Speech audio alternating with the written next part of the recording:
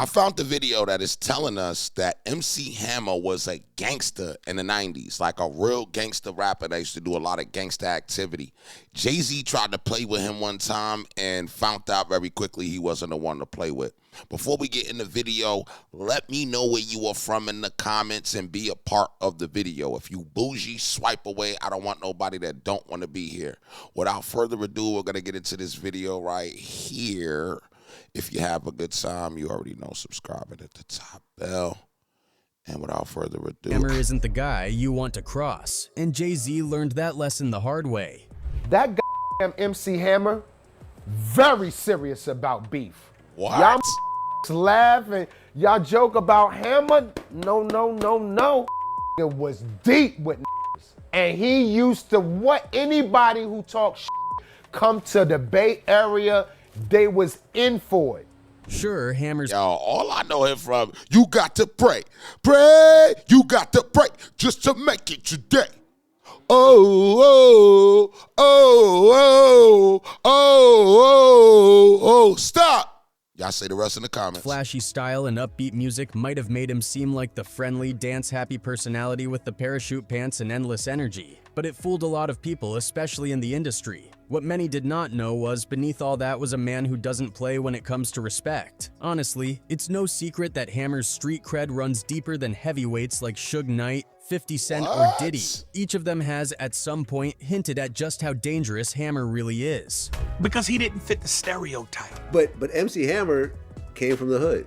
And was one of the most legit and he was street in the game. You hear Hammer put a hit out on him, and they had problems in LA. Not to be Tell you. Apparently, Jay-Z missed that memo, and Putting out Hammer, in his hits. known fashion, did not hesitate to show him who still ran the streets. It all kicked off back in 2010. Bro, you can't run up on no nigga with this outfit on, bro. Yo, if somebody ran up on you with this outfit on, bro, you can't let them beat you up, bro. Come on, MC. Jay-Z Come on, hopped man. on Kanye's track So Appalled. In Yeah. a verse, Jay-Z took what felt like a direct shot at Hammer, bringing up his financial struggles in the 90s. He rapped, "Hammer went broke, so you know I'm more focused. I lost 30 mil, so I spent another 30 slash. Cause unlike Hammer, 30 million can't hurt me." Ouch. It was the kind of line that made everyone pause, because if there's one thing you don't do, it's drag someone's name through the mud over their past like that, especially when that someone is MC Hammer. Hammer didn't just take offense, he went all in. First, he vented on Twitter, accusing Jay-Z of selling his soul, a rumor that's been floating around for ages but hit differently coming from Hammer.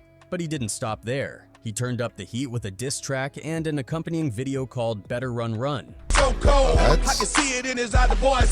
How many of y'all heard this song? MC? If you did, right, I did. If you didn't, right, hell nah.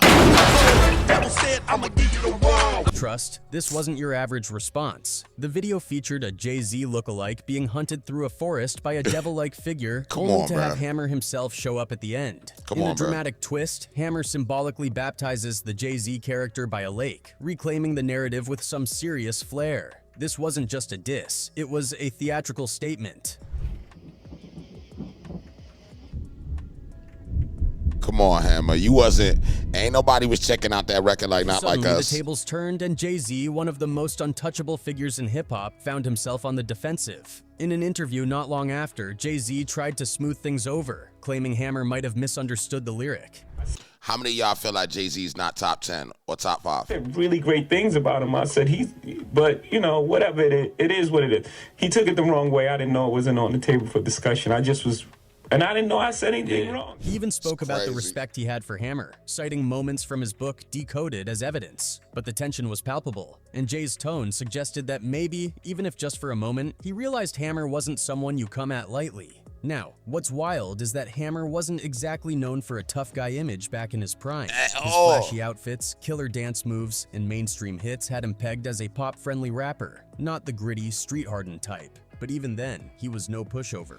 In fact, when he shifted gears in 1994 with his album The Funky Headhunter, trying to lean into a more aggressive style, fans and critics didn't know what to make of it. He's not even doing the fake rap that he do. He got his homeboy screaming all his vocals, and he's just jumping around, you know what I'm saying? So, okay.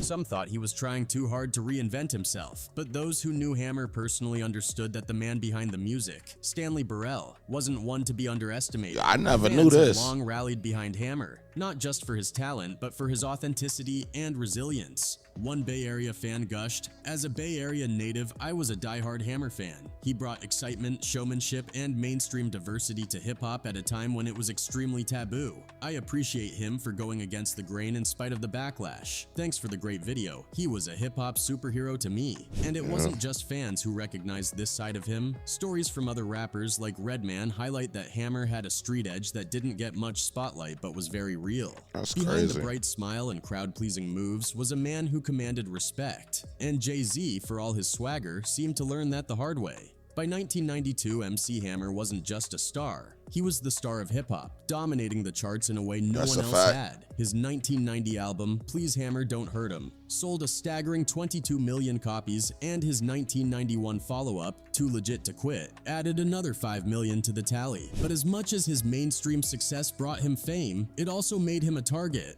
Hardcore hip-hop purists weren't shy about calling him out, accusing him of selling out for pop stardom. Among his critics was Redman, who took a particularly sharp jab at Hammer with the Funky Uncles skit from his debut album, What? The Album. In the skit, Classic. Redman didn't hold back, saying, "He ain't shitty. Hammer ain't doing nothing for us. He ain't shitty. You ain't shitty. His mama ain't shitty. His daddy ain't shitty. Ain't nobody shish." That kind of diss didn't fly under Hammer's radar. Known for his easygoing image on stage but fierce loyalty off it, he wasn't about to let the disrespect slide. Years later, Redman shared just how serious Hammer was about beef, recounting the moment Hammer confronted him in person.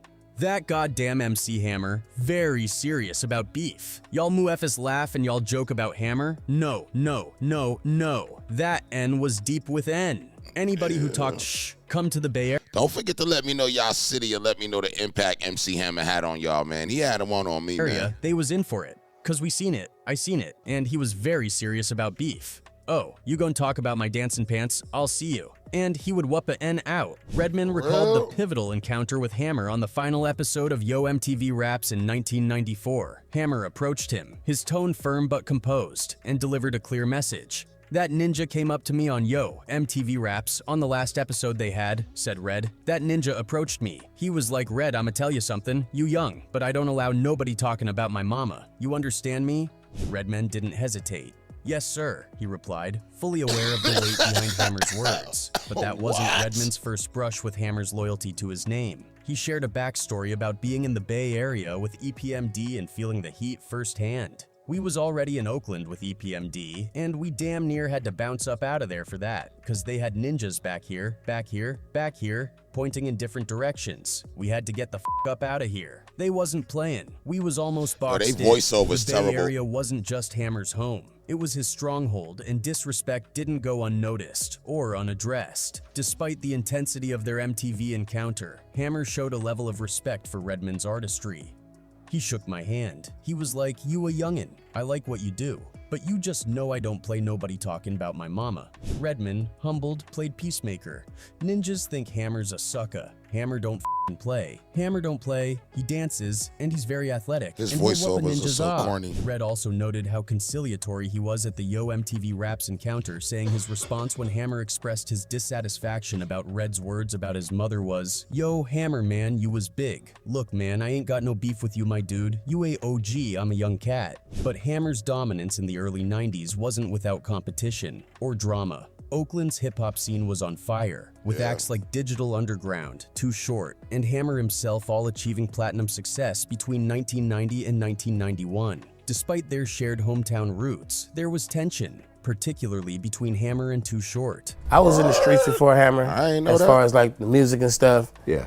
I was making records before Hammer. Too Short later admitted that during the late 80s and early 90s, he used some of his tracks to diss Hammer, frustrated by the way Hammer seemed to get more media love. During an interview with Look Questlove at that on Questlove outfit. Supreme, Too Short reflected on Oakland's hip-hop scene and his feelings toward Hammer. He spoke about their overlapping social circles, Hammer's ties to the Oakland Athletics, and the neighborhood hustlers who supported both artists. "We ran in the same circles, but I didn't even know his real name back then," Too Short recalled. While he acknowledged Hammer's undeniable talent and local popularity, the rivalry was clear, fueled by competition for the spotlight in a rapidly growing industry. Too Short had quite a colorful perspective on MC Hammer back in the day. He reminisced about how Hammer and a guy named Ace were a duo to watch at the clubs, with their synchronized dance moves drawing crowds like moths to a flame. They had this energy, this rhythm that made them local legends, and everyone thought of them as dancers first. Too Short admitted he didn't even know Hammer was into rapping until he dropped "Let's Get It Started." Now here's where the tension started brewing. Short recounted a moment when he ran into Hammer, who was rolling deep with 4 bodyguards and an entourage of about 20 people. Someone nearby asked, "Who's that guy?" Feeling a little smug and confident in his own reputation, Short shrugged it off and said he didn't know or care who Hammer was. To him,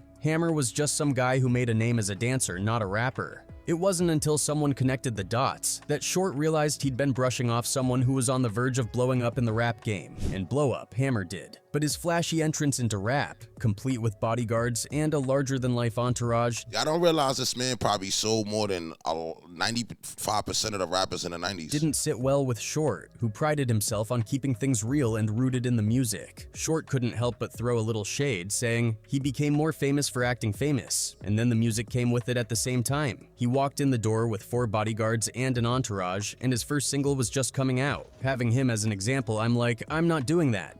In fact, Short didn't just think it, he rapped it. On Short But Funky, he fired shots with lines like, "You never catch me on the mic rapping a dance tune. I like it kinda mellow with the sound of the bass boom.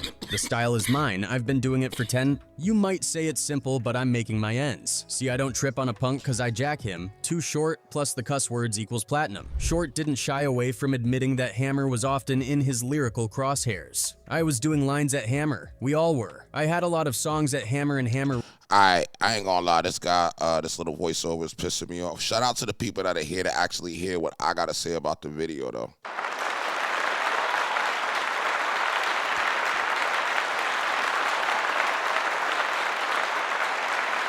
First off, welcome to Rich House Reviews, like I said earlier, man.